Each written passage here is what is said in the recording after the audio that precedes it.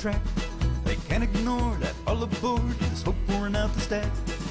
Hear that whistle blow as the train pulls out of the station. It's clear to me, oh can't you see, it's a Lionel Nation. Clouds of smoke are rising high into a big blue sky. Down the line, right on time, a train is rolling by. Everyone turns around and stares in anticipation. It's clear to me, oh can't you see, it's the Lionel Nation. Welcome to Lionel Nation Part 2. We have a great show for you. We'll visit John Potter's colorful pre-war layout, take a behind-the-scenes look at a toy train auction, then cruise over to Norm Charbonneau's incredible high-rail weathered toy train layout. We'll cover the new Conventional Classic series, plus a lot more, including Lionel's amazing model of Amtrak's Excella. Engine shining gleam, that mighty sound and steam. Pistons pound around and round, just like in a dream. Another train pulls in and arrives at its destination. It's clear to me, oh can't you see, it's a Lionel Nation. It's clear to me, oh can't you see, it's a Lionel Nation.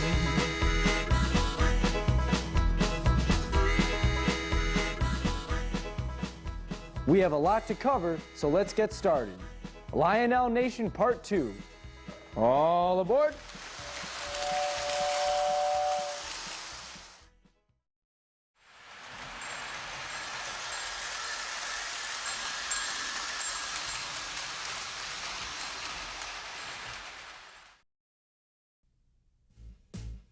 One good thing about doing train layout stories, and we've been doing layout stories for over 20 years, is that you get to see totally different approaches.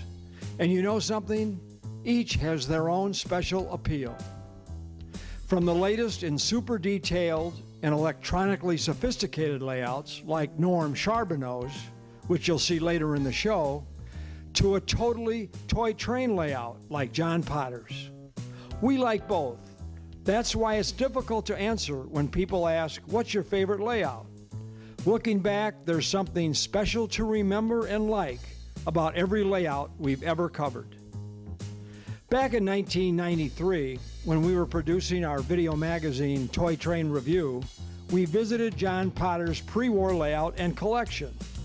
Since then, John has added a garage to the south side of his home and built a new train room above the garage. The train room we built is 24 feet by 32 feet with a 12-foot ceiling.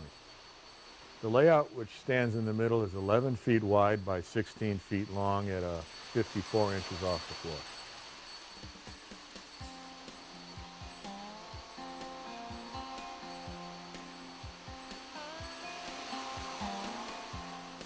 Well, essentially, the perimeter room involves a series of glass display cases holding many different variations of O-gauge trains. Display cases are underneath the layout itself, holding from one case specializes in the American Flyer streamliners.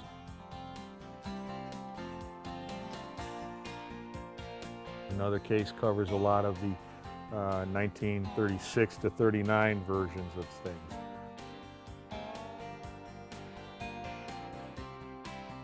Underneath the actual train board, besides the display cases, consists of storage areas for set boxes. There's probably 75 or 80 different set boxes that are available to be seen. Many more boxes are actually stored under the train table itself, some of the more common sets. I built in a 12-foot long built-in display case when I constructed the room using salvage cases from a local store.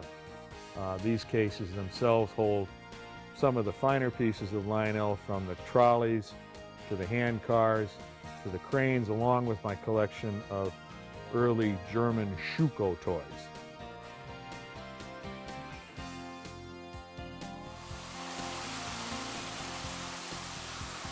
Well, the track design and the layout basically represents what is classically called a department store style layout, whereas the ultimate goal is to get the visual of the trains running and to display the product, i.e. the Lionel merchandise. So what I have is a standard gauge loop that runs on the outer side, which basically handles, you know, all of the standard gauge. There's a small passing siding so you can hide some trains and cars. And just inside of that loop is the major stations that Lionel produced, from the 115s to the 112s to a 129 carat. The layout in its own way is my way of showcasing all the variations and different things that Lionel offered to the customer as an accessory. I sometimes find the accessories add even more fun to the trains than I think the trains are. There is a large amount of the variations of lamps and street lights available. Along with the lamps, of course, you have to have the stations. And there's, you know, from the large stations to the small here, just trying to showcase at least one example of each different grouping that was available.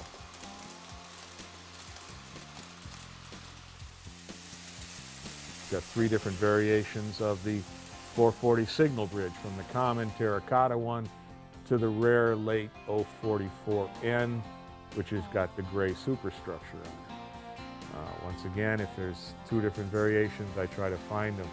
I've incorporated the American Flyer long Salt Lake type trestle bridges because they're just so nice looking with a train running through them. And I've actually got the standard gauge version and the O gauge version.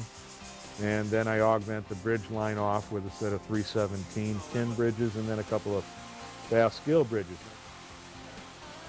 The standard gauge loop is the outer one. Then there are 3 other loops of the O gauge. The first one is a wide radius O gauge loop, which I personally put in with no switches on it. This fork, it eliminates any derailment problems.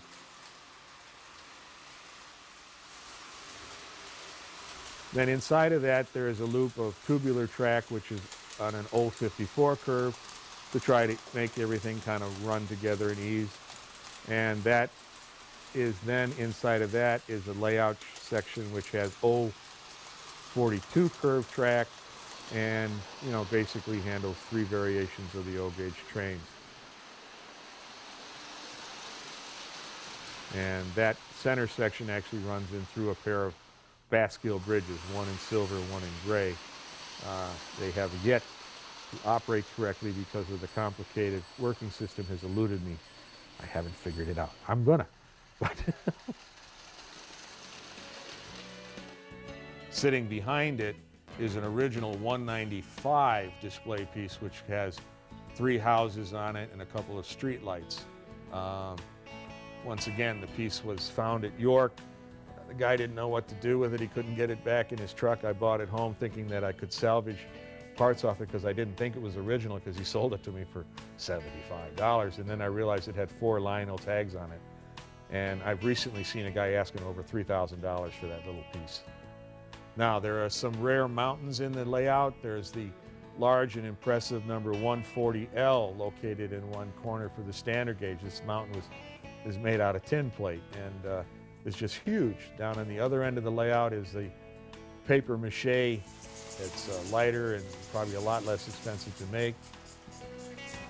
Then you've got the 130 metal tunnel, which is the O gauge version of the 140, sitting down in one corner. There's a couple of the 917 and 918 scenic hillsides, which were offered by Lionel and probably didn't sell very well because they don't seem to exist much anymore. But Here are a few more items in John's collection you don't see much anymore, especially with their original boxes. Here's a boxed 192 accessory set consisting of 2 191 and 2 lithograph 184 bungalows. A boxed 163 freight station platform set. The deluxe 4-car 800 series freight set with litho display piece. A 186 deluxe bungalow 5-pack. Both O and standard gauge telegraph pole sets. Number 808 boxed freight set with 6 800 series four-wheel freight cars. The rare 5th Avenue 57th Street lamp. And a box of Lionel 47-73 replacement lamps. The 840 power station is very desirable and difficult to find in such good condition. This rare 219 crane came with the window towards the front. Most 219s have the window towards the rear.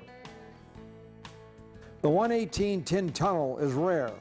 This version, with a house on the side, is extremely rare. Here are 2 Lionel dealer displays, both made of cardboard and both extremely hard to find. This one is complete. This one is not.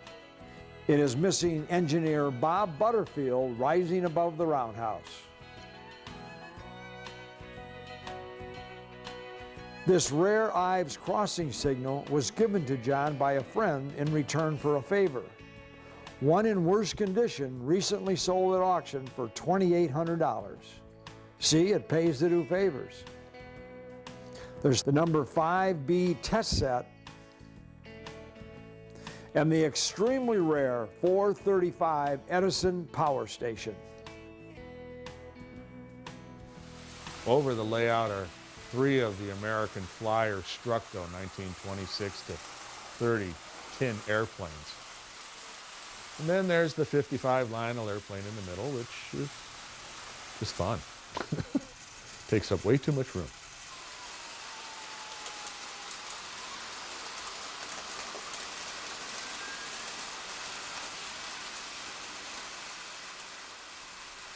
People do a green or AstroTurf or some sort of green. You know, you put down the green, everything gets lost and the greens disappear. We're trying to find a color that was just a tick off everything else. The color is called Georgian Brick Red. It's a different color for a layout, but it works for us. But it showed up and everything does. It just kind of pops. Dealing in the standard gauge things is there's varying levels of collecting. There's an operator. There's a collector who hangs it on the wall and stares at it. There's operator collectors, which is what I consider myself. And then there's those that put it behind glass and pray to it every Tuesday.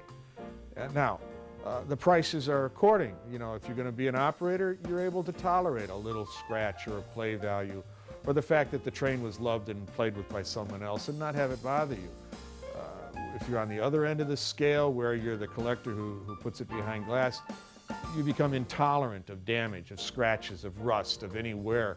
And for that privilege, you will pay 4 to 5 times what an operator would pay for the same piece.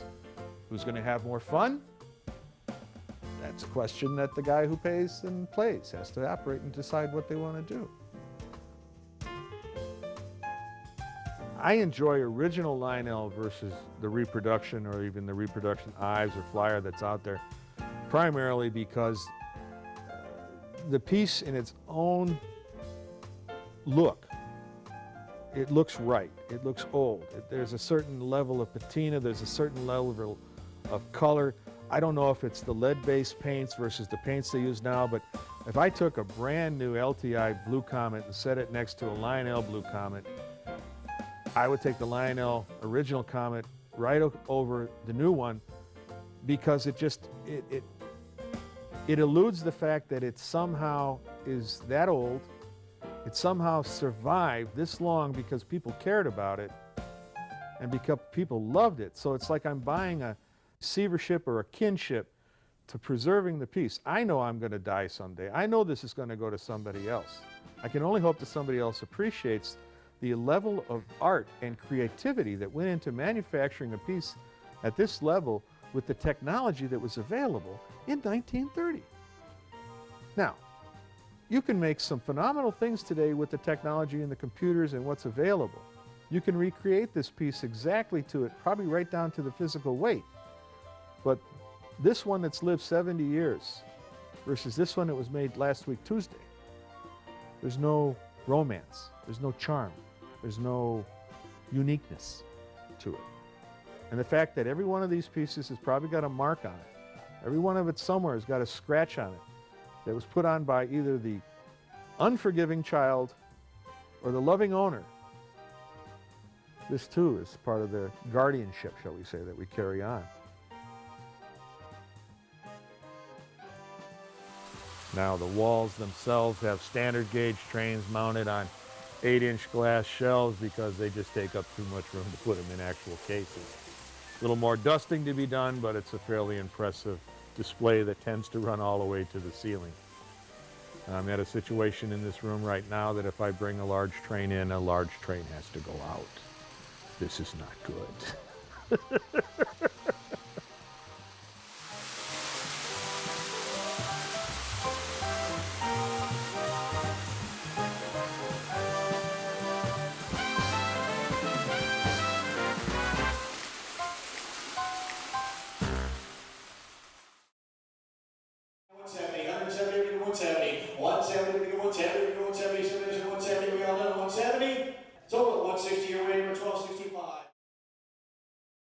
We're in Williamsport, Indiana, home of Stout Auctions.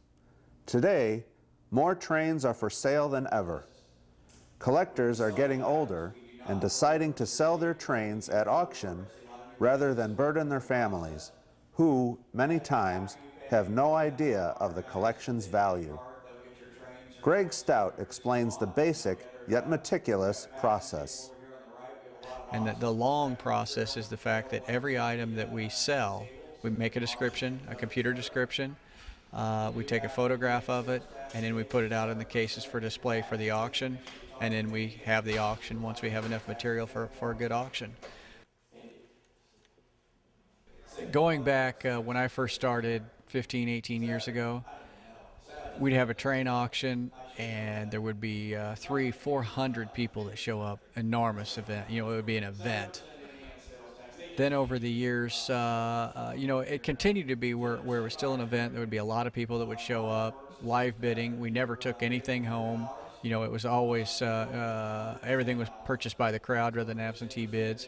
And then started going into absentee bids. Well, then the advent of the internet, we ended up we take a lot of absentee bids through the internet, and so then we ended up bringing a lot of stuff back, and that's when we ended up building our own gallery rather than moving the stuff back and forth. And then what really changed the whole landscape, and I believe this changed for us in about right around 2000, when 2001, something like that, when eBay came out with eBay Live. The whole landscape of selling trains has changed since then, meaning people don't want to travel anymore. It's so easy to get on the internet and bid, and then 4 days later it's on your doorstep. So what will happen is the weeks before the auction, people will bid absentee through the Stout Auctions website, and you know that's several thousand people that do that. So they leave their bids there, and then we can execute those bids. And then the second way that people do it remotely is through eBay Live, and it's ebayliveauctions.com. And people get on eBay, they log in just like they do on regular eBay, but the difference is it's real time. So as we are selling the auction, people are able to sit anywhere in the world, and we do have, for example, in the last auction we had nine countries bidding in the auction. They can sit in their auction, or I'm sorry, they can sit in their homes and bid. Kind of cool.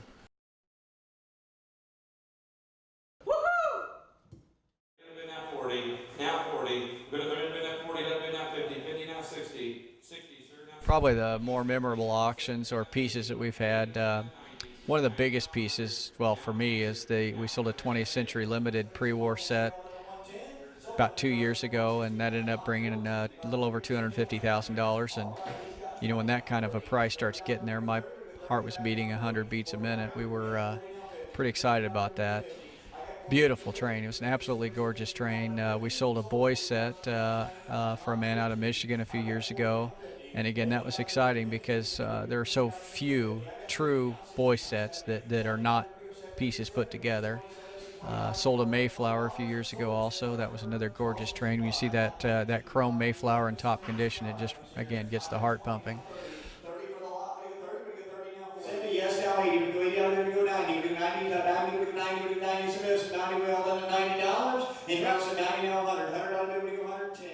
future for the train world is a tough call. I wish I had the crystal ball to say, but I think there's a lot of people that are interested in newer trains. There's a lot of people that are interested in the older trains too. It's just a changing demographic because the older generation likes trains because they grew up with them.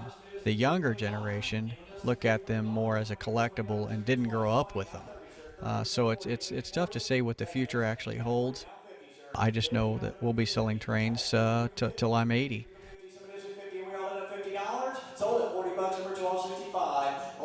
The older generation, 3 or 4 years ago, when the internet first really started growing so much, I guess it was longer than that, 7 or 8 years ago, people like my father would say, "Oh, I don't want that. I'll never use that." Well, it's like a microwave oven. Once they got it, they never stopped using it. And I think a lot of the older generation really are connected now, not like they were not 10 years ago. Sometimes afraid of it, maybe. But the internet now provides such an information base at your fingertips, whether it be about trains or anything else. I do think connectivity with the older generation is definitely strong, a lot stronger than people realize. Now, there are obviously a lot of people still that just absolutely are not going to get the internet, but it's not just the older generation, it's all generations. The demographics of the train world have changed drastically, even in just the last 10 years. As you walk around York, you look at an auction, this typically isn't a young man's hobby. I'm one of the youngest guys in it, and I'm 40. Because of that, there's a lot of trains on the market, a tremendous amount of trains on the market. And then when you have eBay and places like that are, eBay, there's 20,000 items a week on eBay. But yet you still have all the train shows going on, you still have auctions going on. It's a tremendous amount of trains. And then you have an aging demographic that's selling the trains, buying the trains also.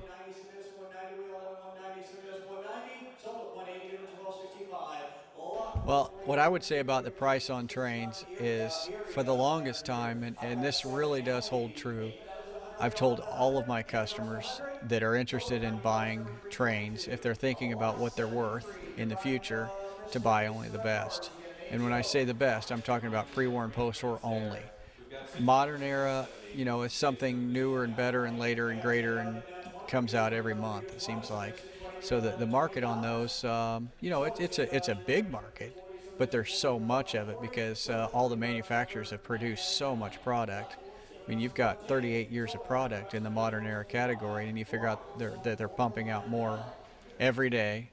Just keeps coming and coming and coming. But as far as the prices are concerned, everyone knows, it's no secret, prices have dropped a lot. But the upper, very, very upper end of the market has stayed strong. It's not quite as many people as it was 10 years ago, 15 years ago, but true high-grade minty trains from the pre and post-war era. And when I say true mint, I mean true mint, not somebody's put new wheels on it and called it mint, or somebody's used car polish and tried to make it mint, or taped the flaps back together to make it mint. But a true factory mint piece, prices are phenomenal. And the problem with today's market is there's so little of that on the market. So much of that type of material is in collections and not available for sale, and the only time it becomes available for sale is if someone passes away, typically, because the guys that collect this kind of trains, they just love them. They absolutely love them, and it's not a matter of money, it's a matter that they love the trains. 2.5, 2.25 now, 2.5, right to that 2.5, 20 bucks, 2.5. Sold it for 2.25 now, 12.65 to fire. All right, here we go, lot 39. What do we got? 60, now 70. 70 now, they go 70 on the Texas Special. 70 in the back, now 80. 80 now, they go 80, we go 80, we go 80. I got 70. New York Central, 2793. You may proceed.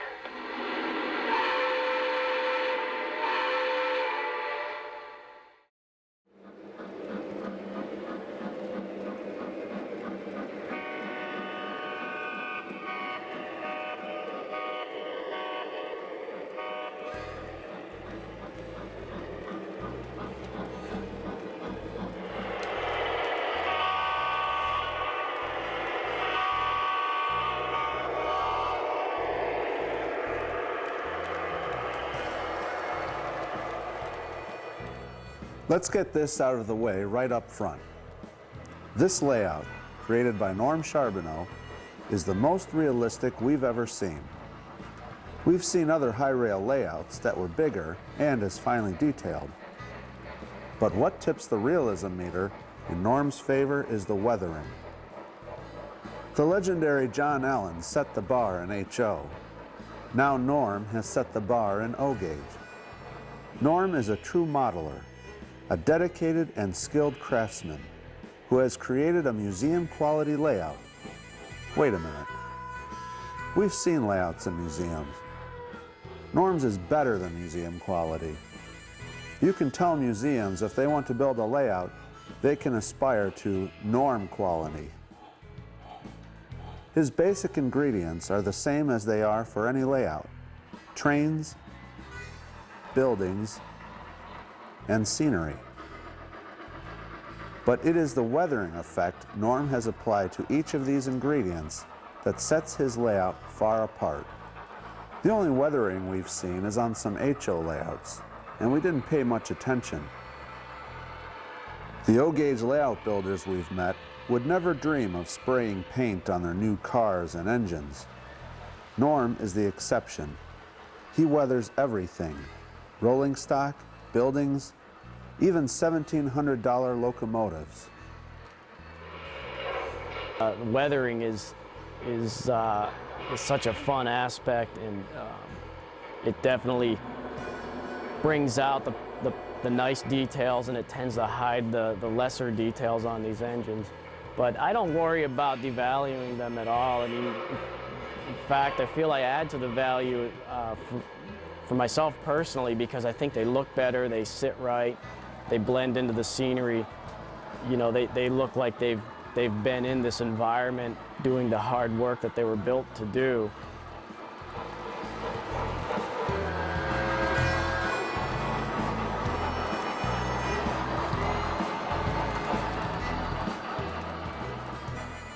Most of the structures are based on real buildings Norm has seen on his travels. When he sees a building he likes, he photographs it. The influences for the buildings came from places I've lived or places I've seen that I've really liked. A lot of the scenery is, the industrial scenery is influenced by Pittsburgh and New England and Detroit. Some of the buildings, like the terminal warehouse, is based on one that still stands in Toledo. I built it from photographs and kind of altered it to fit in the space that I had for it. The building next to it is kind of, it's kind of a composite of a building that still stands in Detroit, the old C.R. Wilson carriage factory. I had some photographs of it and thought if I could capture that section of the building, it would make a good backdrop for trains rolling by. So.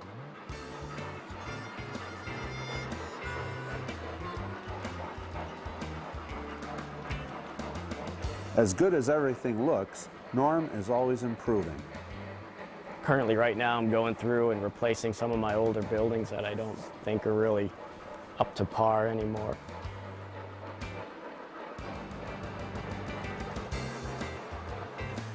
The turntable is a Bowser 30-inch, controlled by Trainmaster Command Control using the receiver, motherboard, and motor driver from a K-line engine. Norm used no indexing. The tracks are lined up by eye.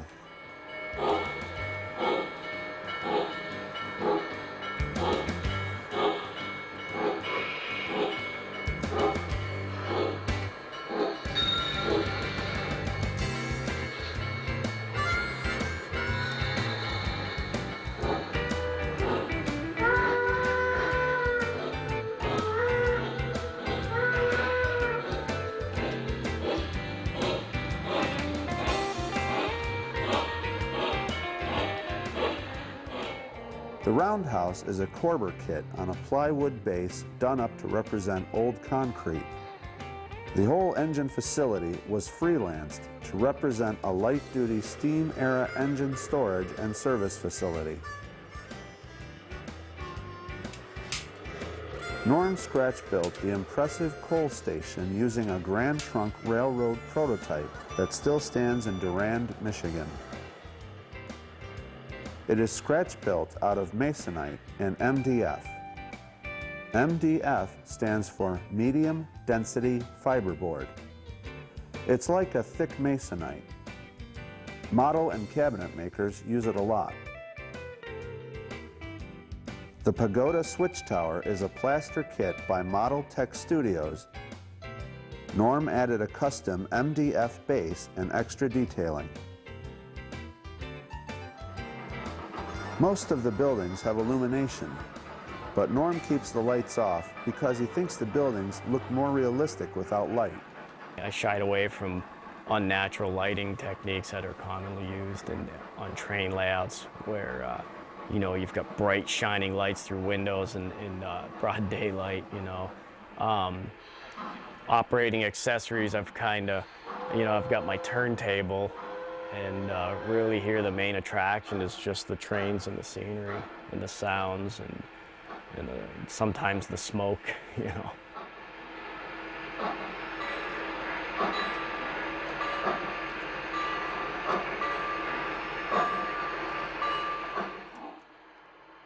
Norm likes artista figures.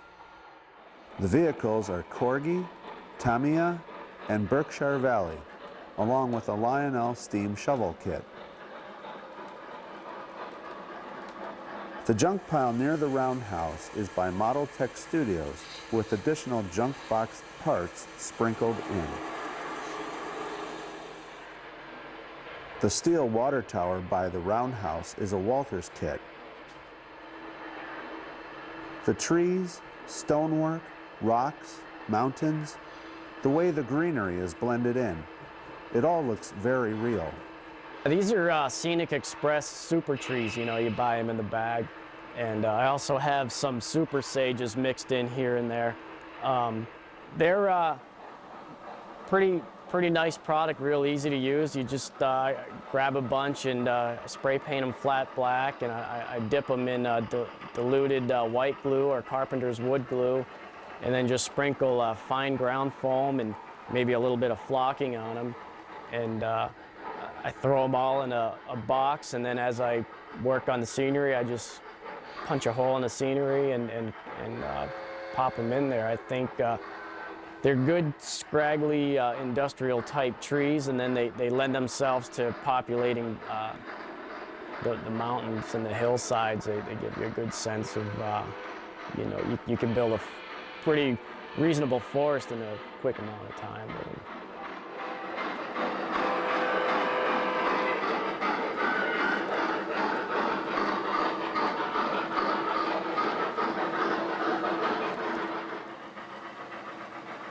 The mountain section is probably the first part of the layout I built, and it actually, if you measured its height, it's actually a little lower than the city scenery, which is kind of funny.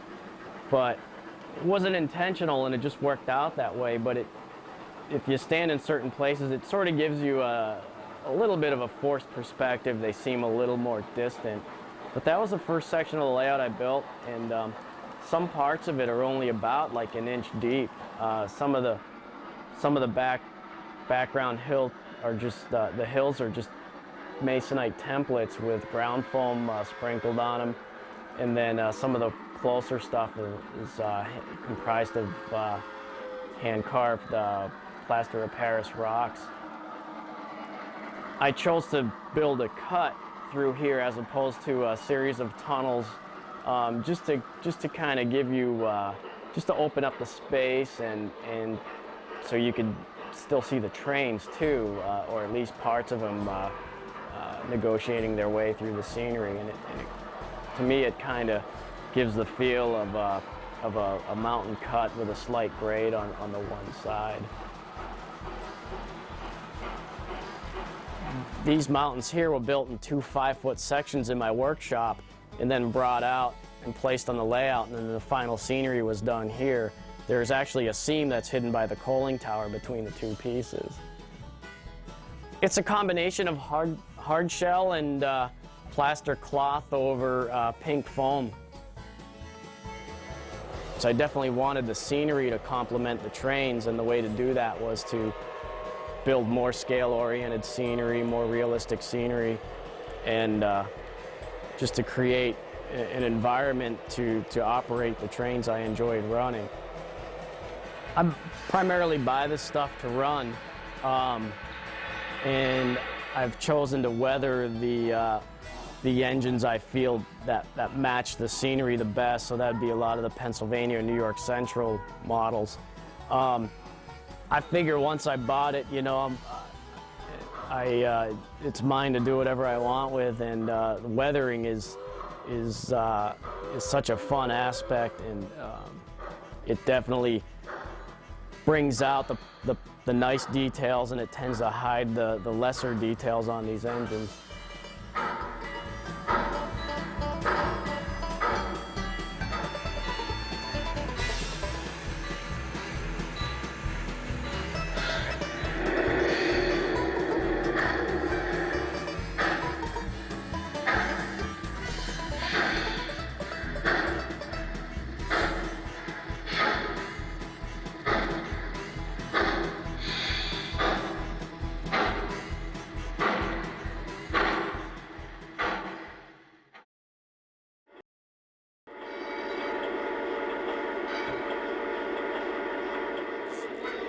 Y628, please go to restricted speed. Over. Roger that. Moving to restricted speed. Out.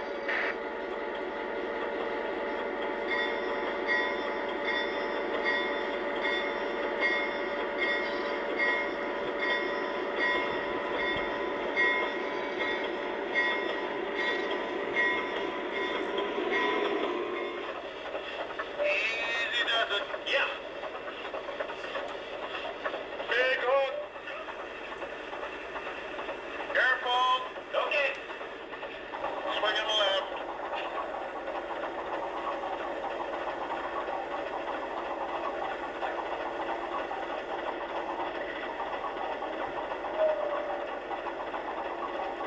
Watch those hooks, guys.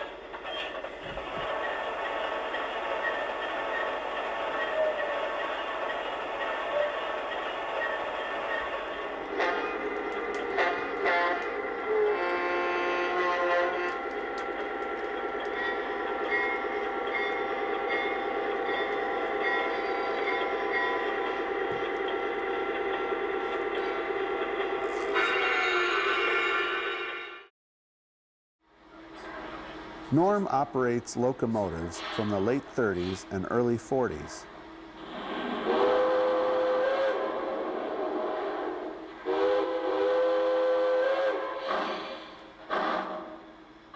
I have a couple of Lionel M1As. They were the special introductions from several years ago. One was completely modified with Train America EOB and a puff and chuff board. I hopped up the smoke unit a little bit, and of course it's weathered, and I actually changed the cab number. And the other one I run quite a bit is pretty much stock except for the weathering and the addition of a puff and chuff board.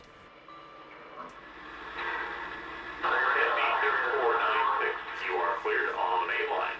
We also ran the J1A, which was introduced around the same time. Lionel, another model they did a great job on.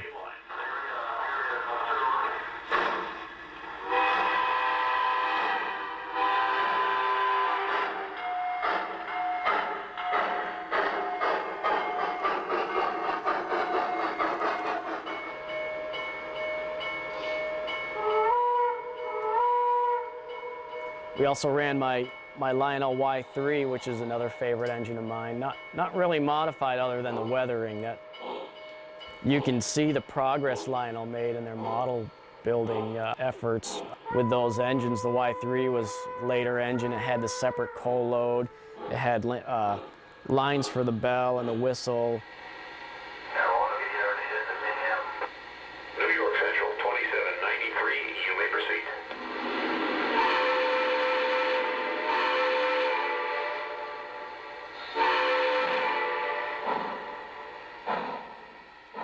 We also ran the L2A Mohawk.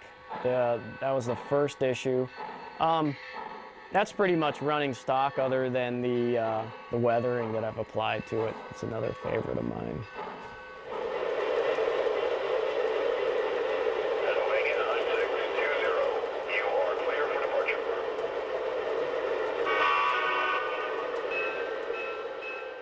We were also running a set of Lionel Alco FA2s, Pennsylvania ABA set. The controls are pretty much as is. That's an early Odyssey engine, and another favorite set of runners for me. Air Central 7000, you are clear through the switch. We're running, I think it's an H1644. That's pretty much as it came out of the box. I've never really modified that or weathered it. I haven't had the heart to really modify any of my, or weather my lightning stripe engines yet, you know. So that doesn't get run very often, but it was still a nicely rendered model. Again, when Lionel started really going heavily into these scale models in the earlier part of this decade, you know, it was really fun to acquire these models, and it really changed the way I looked at, you know, my pursuit of this train hobby, you know.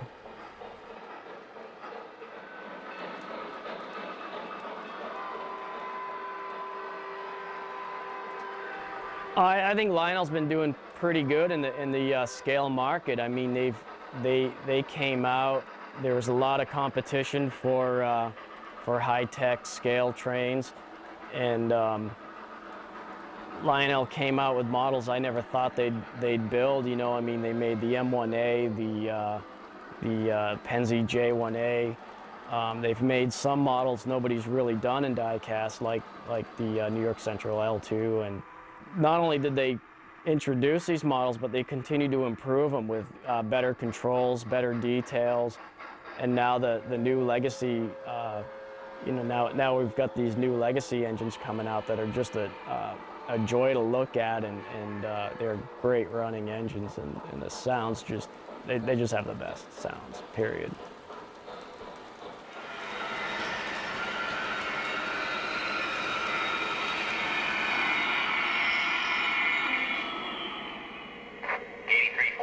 Please go to medium speed. Over. Copy. Medium speed. 8348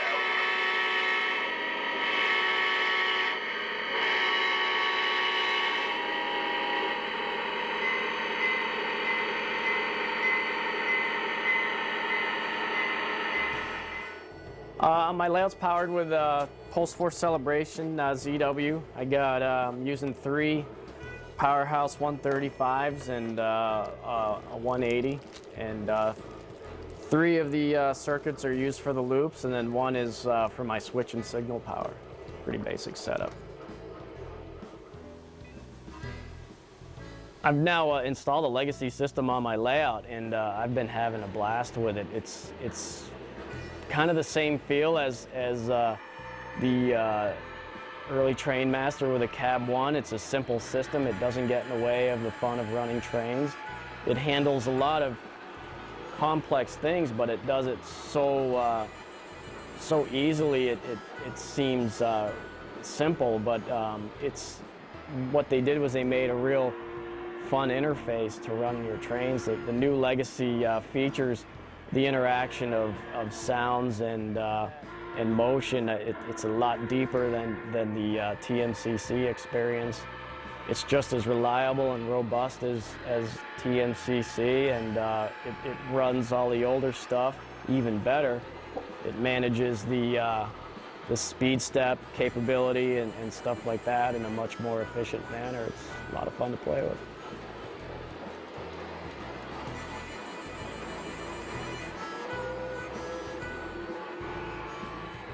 I got my start in toy trains when my dad bought me a Marx Yardmaster set, which I believe was one of the last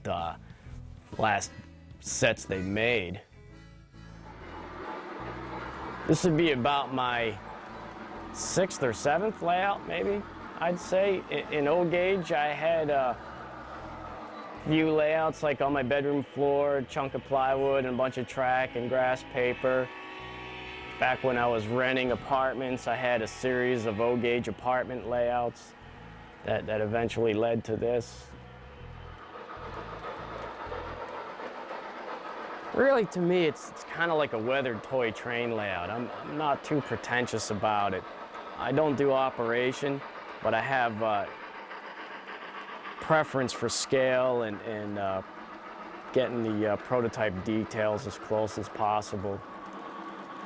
So it's a high rail, weathered toy train layout, I guess you could say.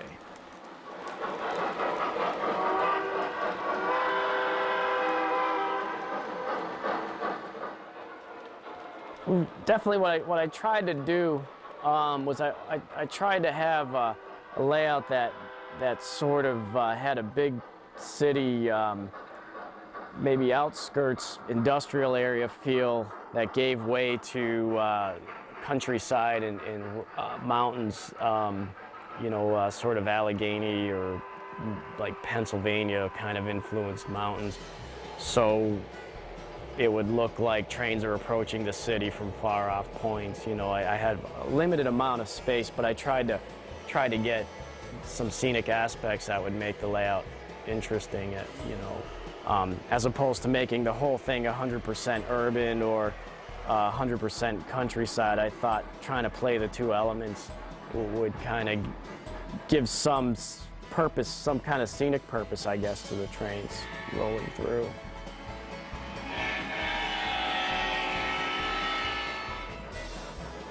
I did name the village section that I built that's kind of halfway between the city and the countryside, and I came up with the name of Greenbrook. So many influences came into play when I was building it, and one of them was the Greenfield Village at the Henry Ford, which is a favorite place of mine to walk around and look for ideas for stuff.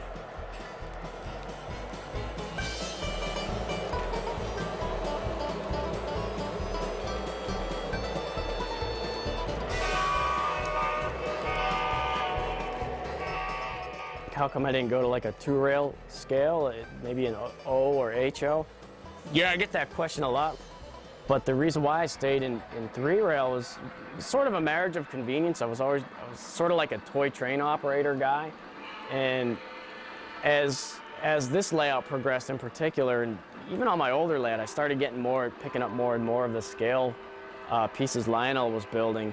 And it started to influence the way I looked at my model railroading efforts. I definitely wanted the scenery to complement the trains, and the way to do that was to build more scale-oriented scenery, more realistic scenery, and just to create an environment to operate the trains I enjoyed running. So.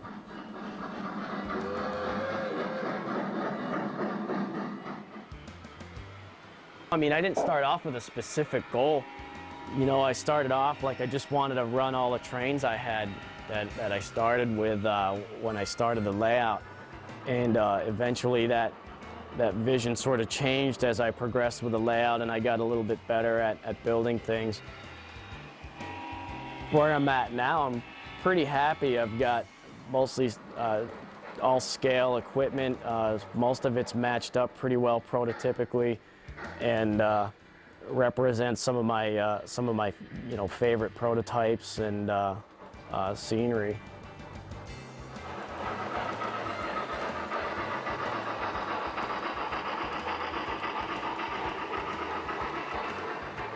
People that aren't into trains don't expect to see something like this every day in the basement. They really appreciate that. I think most people can tell when you look at it that a lot of time has gone into it, and you know, they can appreciate that it's a labor of love. And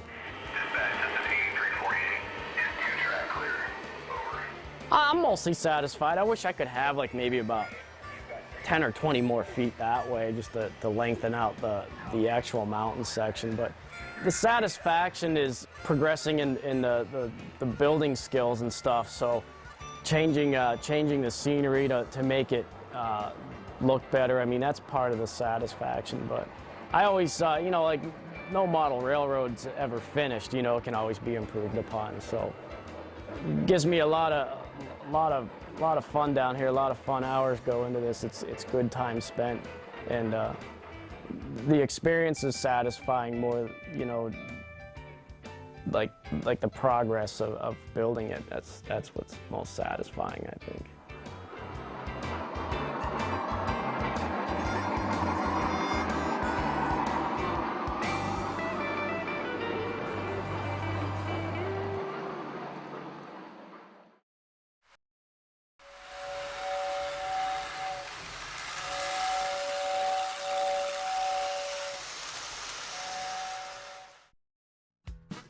In Lionel's 2008 Volume 2 catalog, President Jerry Calabrese announced a new series, Post-War Conventional Classics. The idea is to reissue Lionel icons from the 1950s at attractive prices and without command control or rail sounds. The announcement has been met with enthusiasm by Lionel customers who have felt for a long time that Lionel should reissue moderately priced replicas of the trains that fueled their post-war boom, especially since Lionel's competitors have already been doing it. And the items selected are indeed classics. Here's the lineup. The Pennsylvania Railroad's sleek, exotic-looking GG1, designed by celebrated industrial designer Raymond Loewy, was one of America's most famous locomotives. Lionel's first GG1 was released in 1947 and came in Brunswick green. A later model was released in Tuscan red. Both had 5 thin gold stripes that ran the length of the body. These stripes were rubber stamped on and were easily rubbed off by repeated handling. That's why collectors today are always looking for GG1s with distinct original stripes. A key point of design in the original Lionel model was the white rubber insulators. These insulators are functional when the pantographs are used to power the GG1 with the catenary system.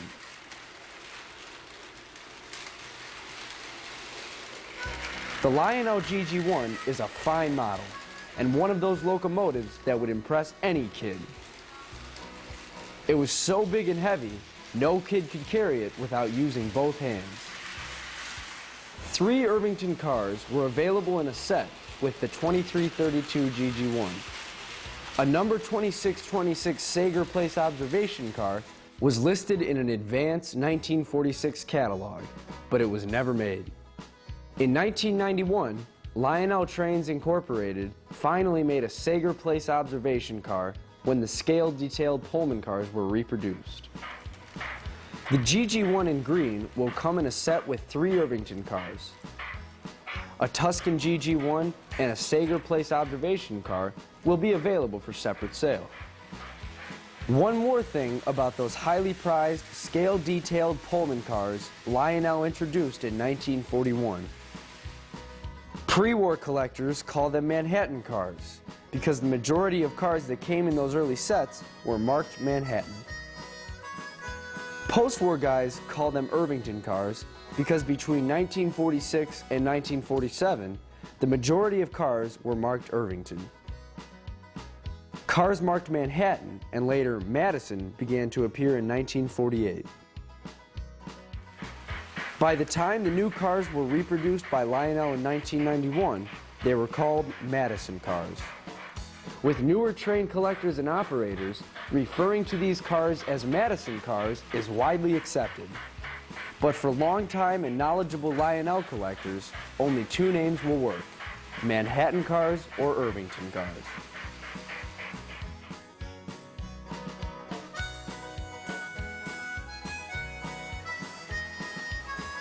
The Fairbanks Morse Trainmaster locomotive was officially designated Type H2466. The 24 signified 2,400 horsepower, and the 66 represented the 66 feet in length. Lionel's FM Trainmaster diesels were faithful models of the real thing. They were the biggest diesels Lionel had ever made, and next to the F3s, the Trainmasters were Lionel's most memorable post-war diesels. The dual motors, E-unit, horn assembly, and cab were mounted on a stamped steel frame.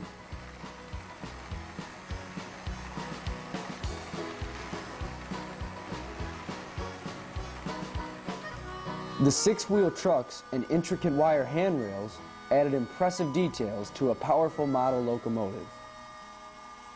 The FM was a significant accomplishment for Lionel, and it had the same feel of quality as the GG1. A gray Lackawanna FM with maroon stripe will head the Thunderbird, a 5-car freight set. A black and yellow Virginian will be offered for separate sale.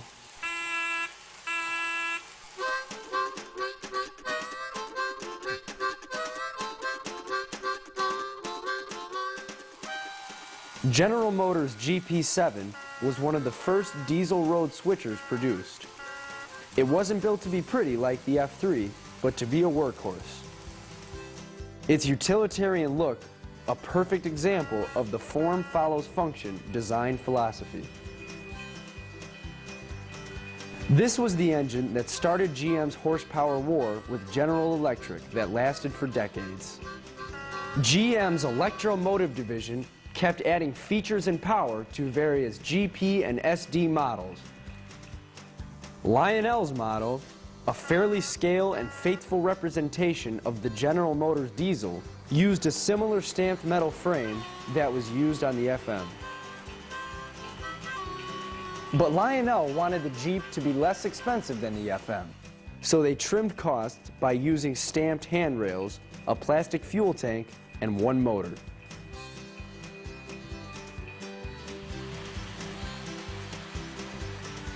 In 1948, Lionel introduced the 2400 series streamlined passenger cars to mate with mid-sized locomotives like the turbines, Alcos, and Jeeps.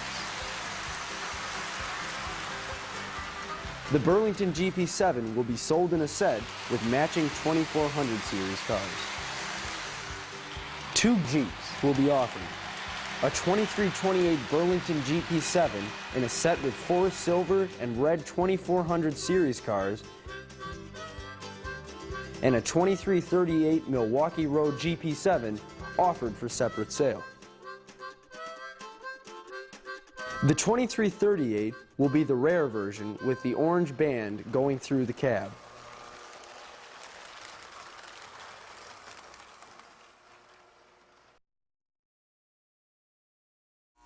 The other version, with the all-black cab, is fairly common. Sells for between $150 to $200. But the version with the orange band through the cab sells for $1,000 or more. What's strange about the rare version is that the steps are all black, as well as the doors to the cab.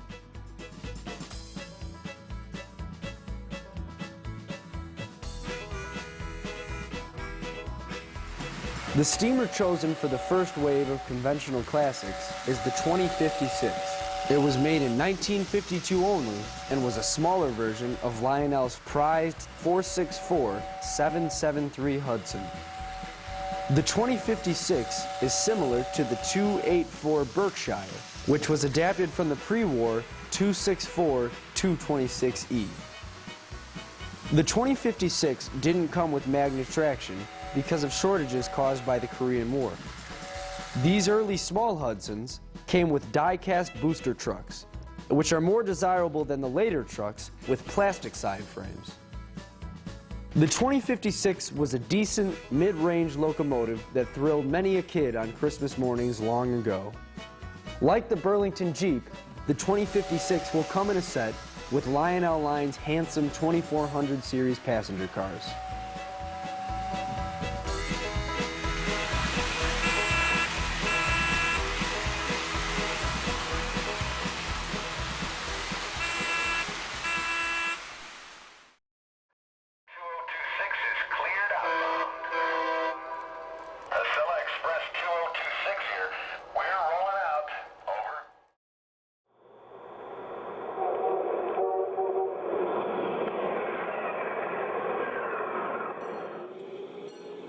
Amtrak's Acela is redefining American railroading. It races along the Northeast Corridor non-stop between Washington, D.C. and Boston, Massachusetts at speeds up to 150 miles an hour. Lionel introduced their model of the Acela in 2005. It included many innovations never before seen in model railroading. Each car tilts automatically as it rounds a curve. Pantographs go up and down according to direction. Your attention, please. The Acela Express is now departing.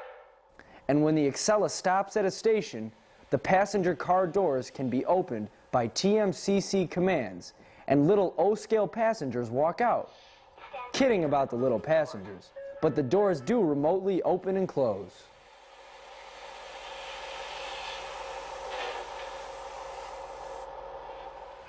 The set includes the power car, first class car, 2 business cars, and a dummy power car. With the additional bistro car and 2 more business class cars, the complete train set precisely duplicates the prototypical configuration. A new infrared coupling system allows near prototypical distance between the cars and provides a means of command-control communication along the train. Other features include operating door indicator lights, detailed interiors with passenger and train crew figures, interior lighting in the cars, an illuminated control panel in the power car. Plus, directional lighting included, prototypical marker lights, ditch lights, lighted number boards, and cab illumination. Lionel's model includes RailSound's 5.0 sound system, with crew talk and TowerCom station announcements all digitally recorded from a real Acela.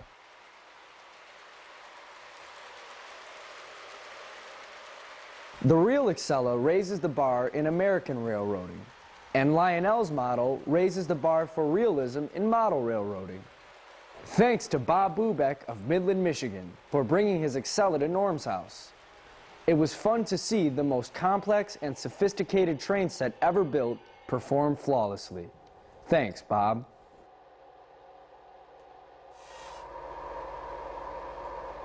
Your attention, please. The Amtrak Acela is now departing. Yes, sir. 2026 is cleared outbound. Acela Express 2026 here. We're rolling out. Over. Roger that. Out.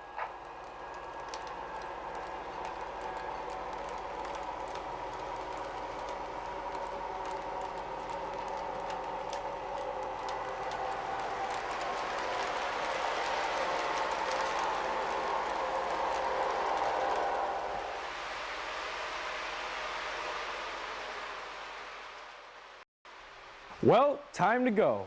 Hope you enjoyed the show. Thanks for watching. See you next time in Lionel Nation Part 3. Everyone loves that clickety-clack of coming down the track. They can't ignore that all aboard is hope pouring out the stack. Hear that whistle blow as the train pulls out of the station. It's clear to me, oh can't you see, it's a Lionel Nation. Clouds of smoke are rising high into a big blue sky. Down the line, right on time, a train is rolling by. Everyone turns around and stares in anticipation. It's clear to me, oh can't you see, it's the Lionel Nation.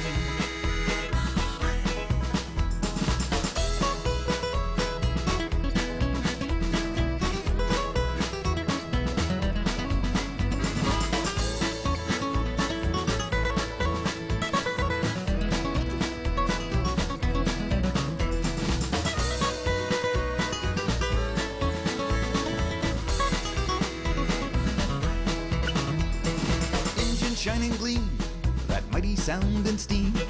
Pistons pound around and round, just like in a dream. Another train pulls in and arrives at its destination. It's clear to me, oh can't you see? see? It's the Lionel Nation. It's clear to me. Oh, can't you see? It's the Lionel Nation.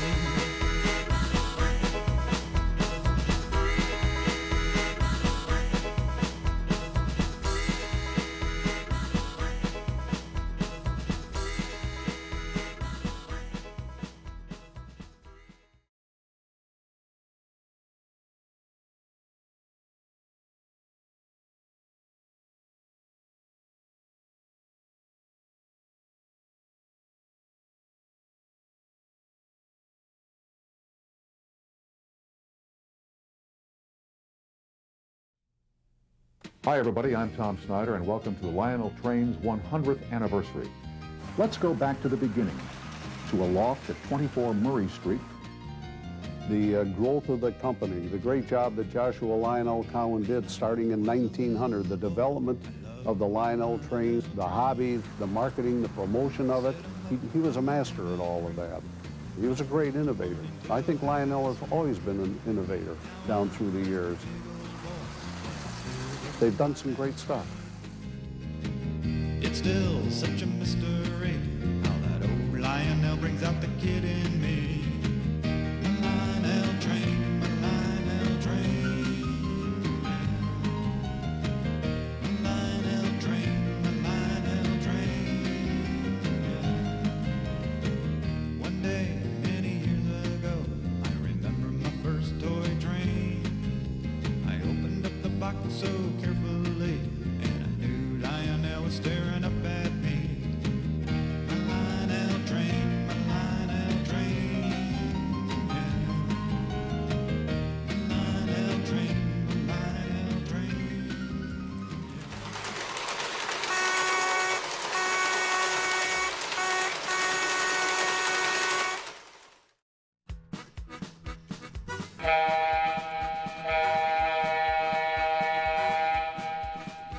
New from TM, Lionel Nation Part 1.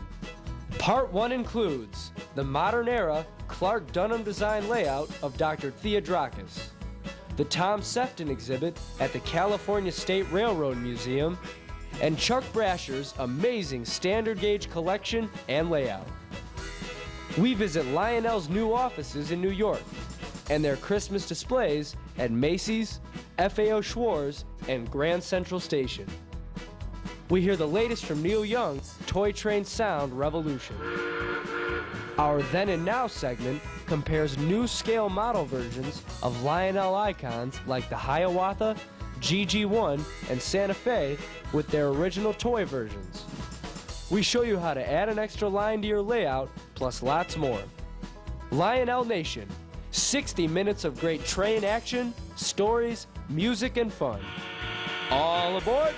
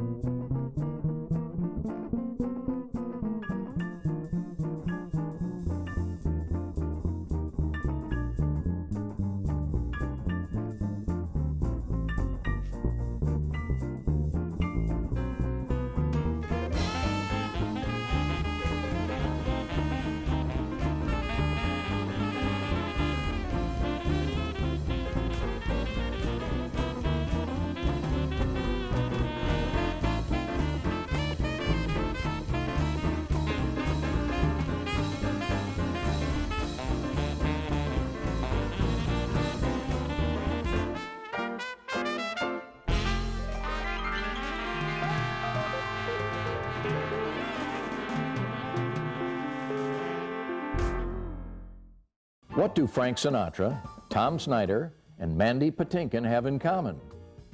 They are all featured in TM's new Celebrity Train Layout series.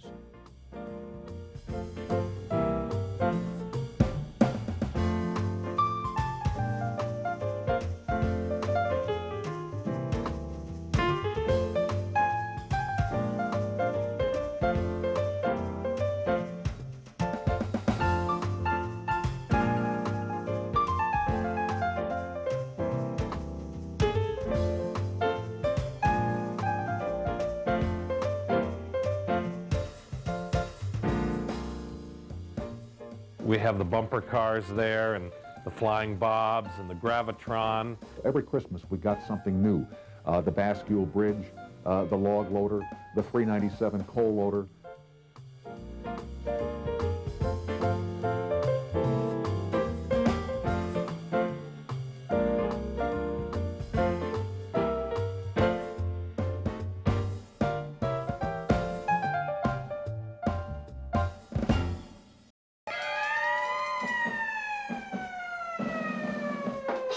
Toy Trains, one of the most popular children's series in the country. See Toy Trains, Real Trains, Funny Toy Train bloopers, oh, no. And the music of award-winning singer-songwriter James Coffey. 12 shows on 4 90-minute DVDs.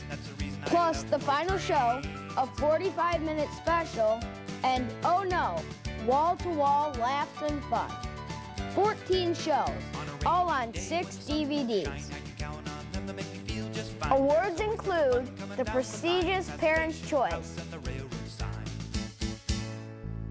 For more information, call 800-892-2822. or visit us on the web at tmvv.com. It's a wonderful kind of feeling. That's the reason I love